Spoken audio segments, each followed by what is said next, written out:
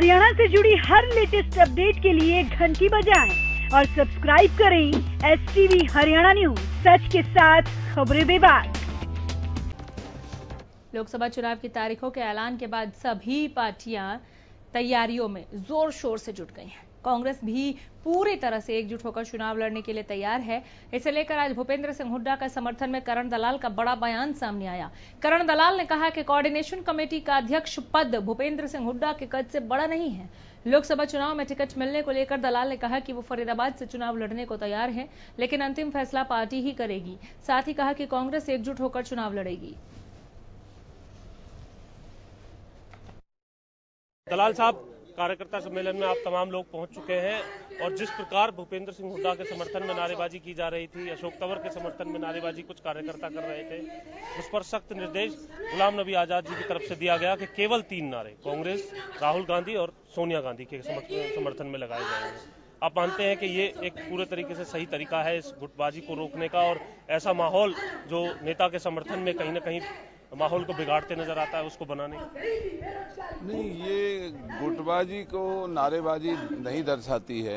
ये अपने अपने नेता और पार्टी के प्रति जो समर्पित लोग हैं वो खुशी का इजहार करते हैं, उनका नाम लेकर के नारेबाजी करते हैं। तो ये कोई गुटबाजी की संज्ञा नहीं दी जा सकती। हुड्डा साहब को कमान दिए जाने को लगातार जो है कोशिशें की जा रही थी। आप मानते हैं अब कोऑर्डिनेशन कमेटी की जो जिम्मेदारी उनको दी गई है अध्यक्ष के तौर पर, वो कहीं ना कहीं आपकी मांग के बूते पर ये तमाम चीजें जो है कांग्रेस आला कमान की तरफ से डिसाइड की गई? नहीं, ये जो कोऑर्डिनेशन कमेटी का जो अध्यक्ष उनको बनाया गया है, ये हुड्डा साहब का बड़प्पन है कि उन्होंने इस पद को माना है, वरना हुड्डा साहब किसी पद के मोहताज नहीं है और वो बिना पद के भी हरियाणा की राजनीतिक दशा और दिशा दोनों को बदलने की ताकत रखते हैं।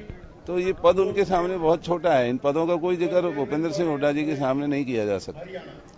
कुलदीप बिश्नोई साहब यहाँ पर नहीं पहुंचे हैं, आपके साथी विधायक हैं, क्या आप बता सकते हैं कि पिछली मीटिंग में भी वो यहाँ नहीं पहुंचे थे? कोऑर्डिनेशन कमेटी के सदस्य हैं, इस मीटिंग में भी यहाँ नहीं पहुंचे हैं। तमाम कोऑर्डिनेशन कमेटी के सदस्य जो हैं वो मंच पर मौजूद हैं। मैं देख रहा हूँ कि वो नहीं पहुंचे हैं, लेकिन हो सकता है क्योंकि उनका बयान मैंने टेलीविजन के ऊपर पढ़ा था जिसमें उन्होंने कहा कि उनकी तबीयत नासाज है, तो हो सकता है तबीयत ठीक ना होने की वजह से ना आए हों। लेकिन उनके जो भाई हैं श्री चंद्रमोहन जी, वो बैठे हुए हैं, तो एक ही बात है परिवार में। आगे चुनाव को लेकर के आपका क्या कहना है? जो बस यात्रा चलेगी उस बस में तमाम लोग बस में रहेंगे और एकजुट रहेंगे?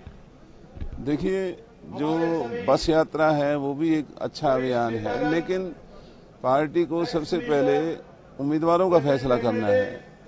तो 10 के 10 लोकसभा जो चुनाव क्षेत्र हैं उसमें ये सभी कार्यकर्ता ये उम्मीद करते हैं कि जो भी जीतने वाले जो उम्मीदवार हों उनको पार्टी आगे करे, और बस यात्रा भी और आज का ये कार्यकर्ता सम्मेलन भी सब उन 10 के 10 उम्मीदवारों को जिताने में अहम भूमिका निभाएंगे। आपका नाम भी फरीदाबाद से आता है, चुनाव लड़ने को लेकर के लोकसभा, आपका क्या राय है?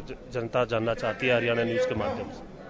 फरीदाबाद से लोकसभा का चुनाव लड़ने के लिए मेरी पूरी तैयारी है, लेकिन ये फैसला पार्टी ने करना है। अगर पार्टी फैसला करेगी तो इस देश के अंदर जो मोदी जी देश की लोकसभा के अंदर जिस तरीके से झूठ बोल करके अपना और सत्ता प्राप्त करने के लिए देश के हितों को कुर्बान करने में लगे हुए हैं, इस मोदी का और भारतीय जनता पार्टी का ठीक तरीके से इनका पोल खोल इंतजाम हम लोकसभा के अंदर और बाहर करेंगे, और इसका जो असली घिनौना चेहरा है, इनके असली घिनौने चेहरे को लोगों के सामने जाहिर करेंगे। ठीक है, तो आपने सुना कि विधायक करण दलाल जो है वो यहाँ पर पहुंचे हुए थे और उनसे हमने बात की, और उनका कहना है कि एक तरफ जहां फरीदाबाद से लोकसभा चुनाव को लेकर के उनकी पूरी तैयारी है, तो वहीं दूसरी तरफ किसी प्रकार की कोई गुटबाजी नहीं है। हालांकि अपने नेता के समर्थन में इस प्रकार की नारेबाजी अमूमन कार्यक्रमों के अंदर देखने के लिए मिलती है, और जो नेता है वो राहुल गांधी और सोनिया गांधी है, इस बात में कोई दो राय नहीं। अगर उनके नेता